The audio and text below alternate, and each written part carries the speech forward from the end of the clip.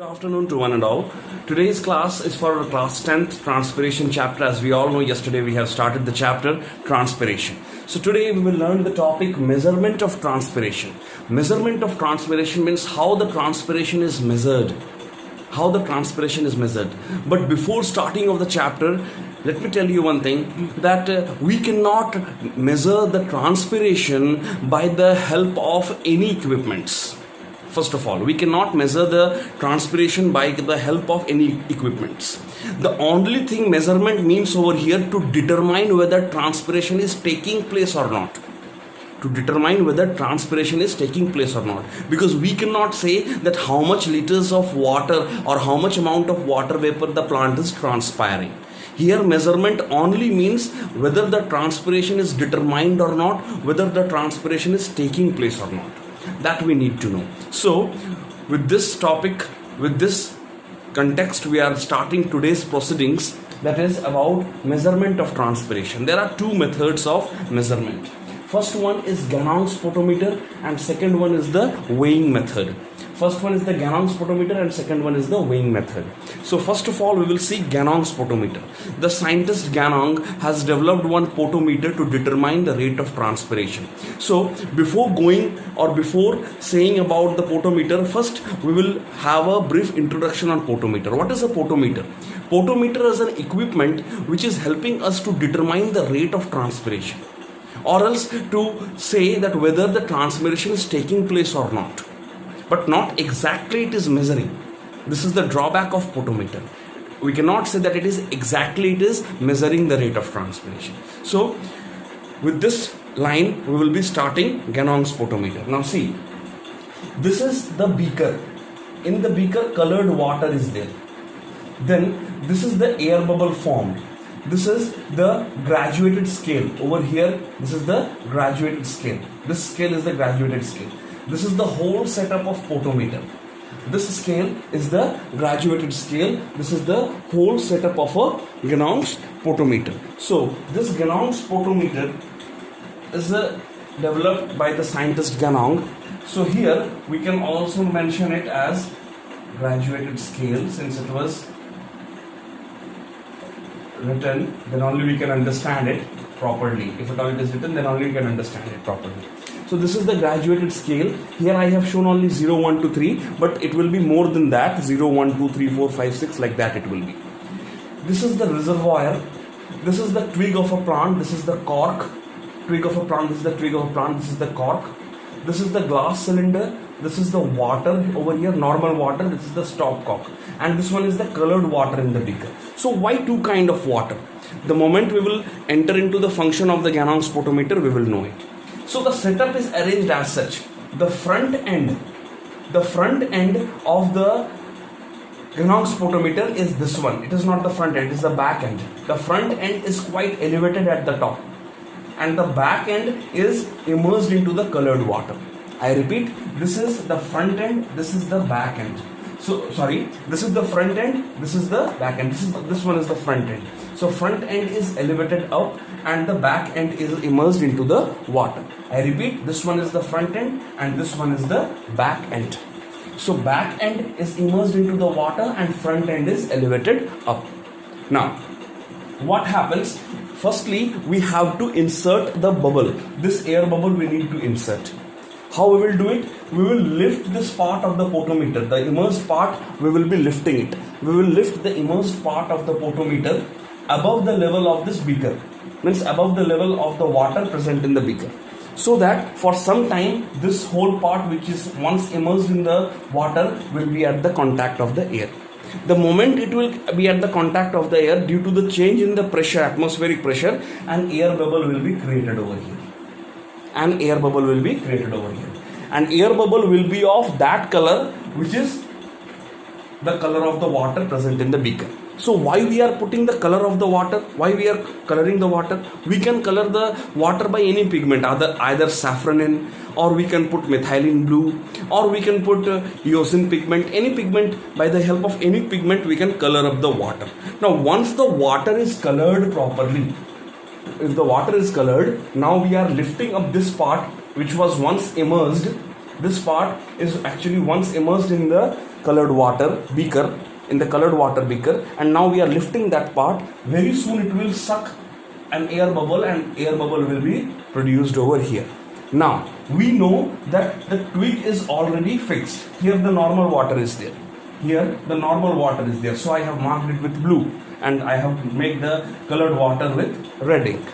Now here normal water is there. So as soon as the transpiration will start, the moment the transpiration will start, this air bubble will slowly start to move, which is determining that yes, the transpiration will be conducting, and the transpiration is conducting.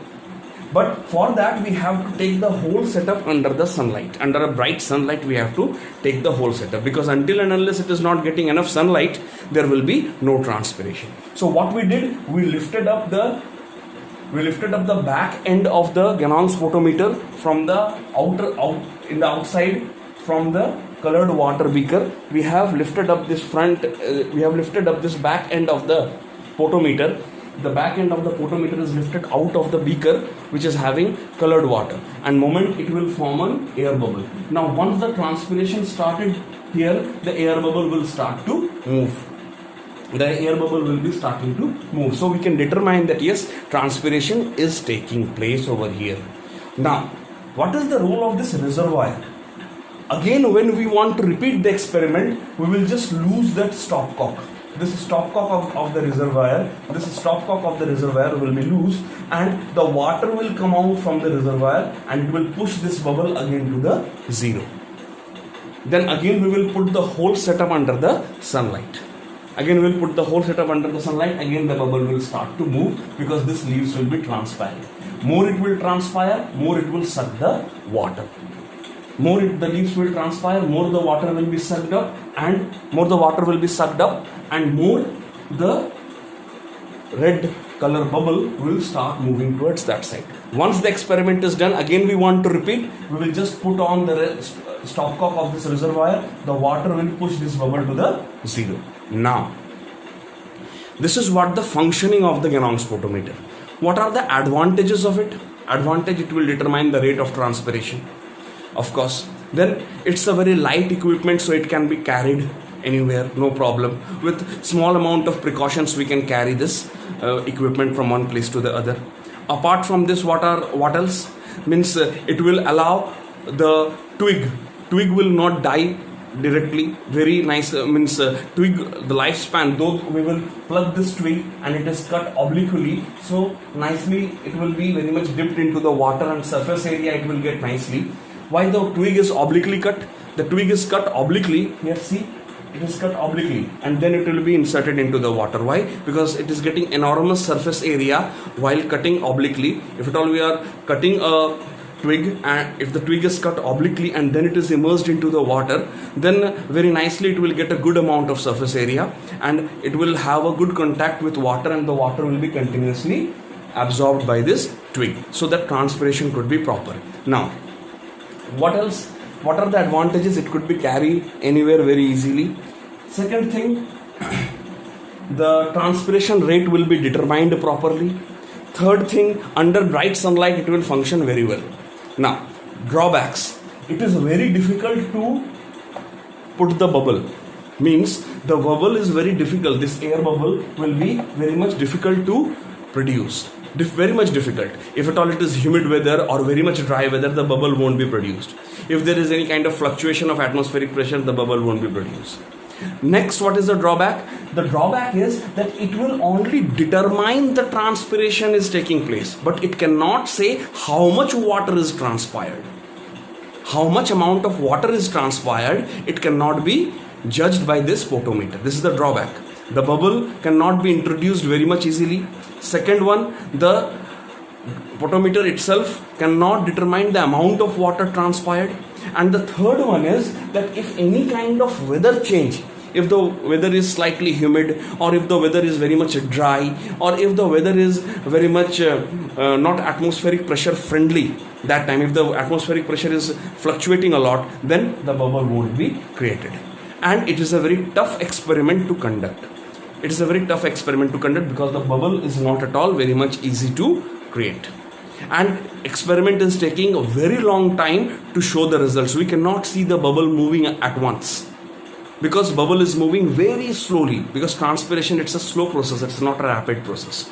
So when the leaf will transpire the water, then only the bubble will slowly, very minutely, we cannot see the bubble moving. But after a certain period of time, after 2 hours or 3 hours, we can see that yes, the bubble has changed its position. So this is what about the Gaun Sportometer. Now, next is the weighing method. What is weighing method? It is a very simple method. Here also, weighing method is also saying about the determination of transpiration. It is not measuring the amount of water that has transpired. I repeat, it is not measuring the amount of water that has transpired. It is also saying that yes, transpiration is taking place. Now, what happens in the weighing method? What we will do? We will take a well-watered potted plant and firstly we will weigh it on the weighing machine. Then what we will do? After weighing it, we will just write the weight of the well-watered potted plant. After that, we will cover that plant with a white polythene bag. With a white polythene bag, we can cover the plant so that if some water will transpire from the soil, it won't affect the weight of the plant. It won't be affecting the weight of the plant. And from the soil, the water is only transpired, or from the soil, of course the soil is not transpiring the water. We must say here the soil is evaporating the water. So why we are covering the well-watered potted plant with a polythene bag is that so as to reduce any kind of evaporation from the soil. So as to reduce any kind of evaporation from the soil. There should not be evaporation from the soil. And soil is only evaporating the water when it is directly exposed to the sunlight.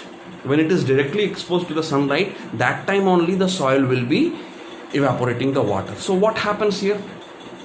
Firstly, we will take a well-watered potted plant, we will cover it with the polythene bag so as to minimize or reduce or to cut off the evaporation from the soil, as well as if at all the plant will transpire through the leaves, the water will stick into the water vapor will stick into the polythene bag.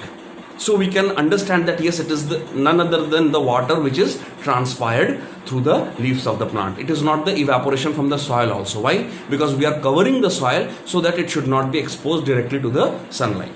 Now, once we have weighed, we have covered it with the polythene bag, and now we will keep it under the sunlight for few hours, let's say 5 to 6 hours. And after that, when we will take out the polythene bag and we will weigh the plant, we will find there is a change in the weight, a drastic change in the weight, initial weight and the final weight after transpiration. Let's say if at all we have found it 50 kilos, then at least we can find 1.5 or else 500 grams at least. If the sunlight is not more, if the sunlight is very much less, then at least we can find at least 500 grams will be less in the final weight. So this is what the weighing method, which shows that yes, the water was there, because of water the plant was showing that much weight, but now the water is not present. Transpiration took place and more than 98% of the water is transpired, and now the well-watered potted plant is weighing less. So let's say that through weighing method we can find initial weight was 50 kilos, and after transpiration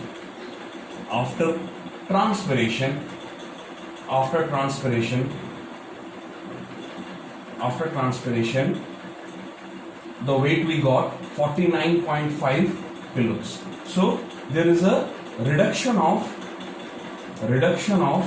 500 grams. There is a reduction of 500 grams. 500 grams has been reduced. So this reduction of 500 grams does not say that 500 milliliter or 500 kilos of water is transpired. No. It is only saying that yes, the transpiration has taken place, due to which the plant shows reduction in its body weight. Firstly, we have weighted the plant without covering anything with the plastic bag. Simply we took the plant, well-watered potted plant, and we have weighted. After covering it with the polythene bag, we have cut off the soil evaporation, and when we have put it under the sunlight, from the leaves the water transpired in the form of water vapor, and it started to stick into the polythene bag. and there is an absolute reduction in the plant weight. So it is just a determination thing that yes, it is determining the transpiration taking place. But how much it has taken place, none of the method will say, neither the photometer nor the weighing method. I hope you can understand this. Now, next one is guttation and bleeding. These things we need to know. This is the last topic of transpiration, guttation and bleeding. So, what is guttation? Smaller plants, smaller varieties of plant. When smaller varieties of plant goes for guttation, especially grasses, not only grasses, larger varieties of plant also do go for gutations. For example, banana, rose, these plants. But what happens in guttation?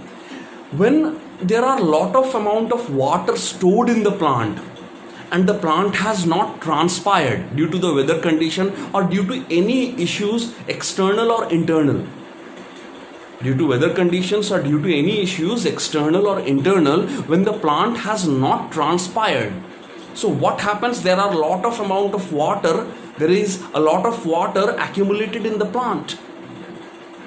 Now that water has to come out.